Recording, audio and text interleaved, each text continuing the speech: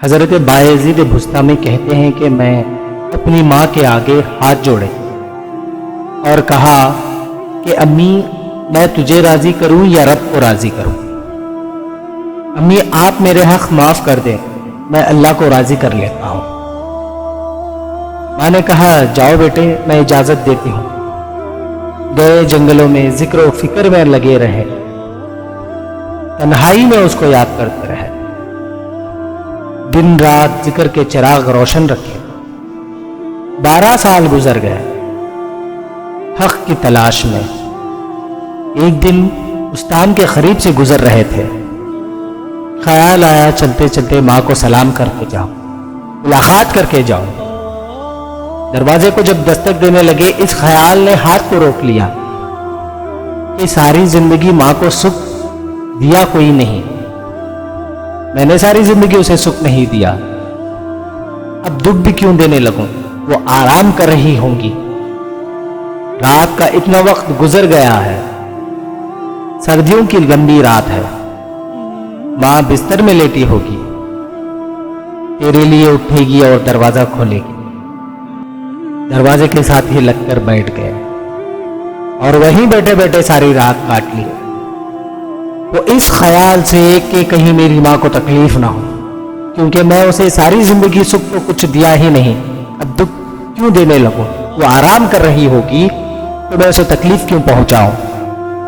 ساری رات وہ دروازے کے باہر لیٹے ایک لگا کر وہیں بیٹھ گئے۔ جب سحری کا وقت ہوا تو گھر کے باہر نالی سے پانی آنے لگا۔ آپ سمجھ گئے تھے کہ میرے ماں کی وضو کا پانی ہے، وہ نماز کے لیے اٹھی ہوگی یا پھر میری ماں تہجد کے لیے اٹھی ہوگی۔ فوراً دروازے پہ دستک دی، اندر سے آواز آئی بیٹا بایزید میں ابھی آئی۔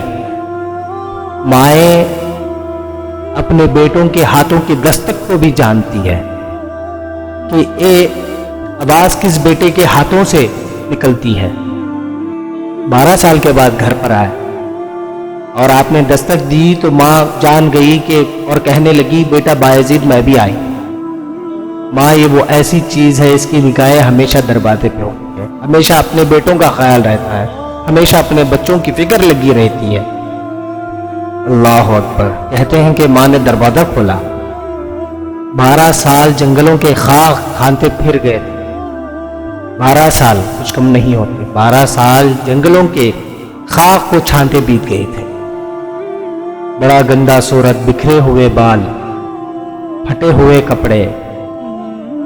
میری ماں کی نگاہیں جب میرے پہ پڑی، اس کے آنکھوں سے موٹے موٹے آنسو ٹپکنے لگے اور اس نے میرے سر پہ ہاتھ رکھ کے کہا مالک میرا بیٹا تیری تلاش میں نکلا تھا، تو نے ابھی تک اسے اپنا قرب نہیں دیا؟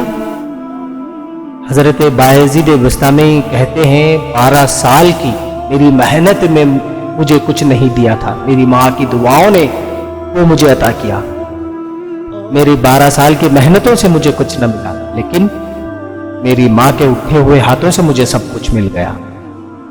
اور میں کہنے لگا مالک میں کہاں تجھے ڈھونڈ رہا ہوں اور تو کہاں موجود ہے؟ تو ماں باپ کی رضا اللہ کی رضا کا دروازہ کھولتی ہے۔ جن لوگوں کے ماں باپ ناراض ہیں وہ جا کے پیر صاحب کی خدمت کرتے ہیں۔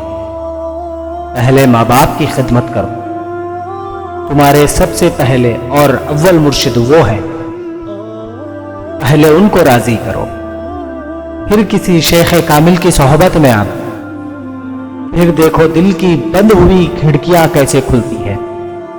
ایک مرشد کو تو آپ ناراض کر کے آئے، دوسرے مرشد سے تمہیں کیا ملے گا؟ جو کچھ راستہ ہے وہ یہیں سے کھلے گا۔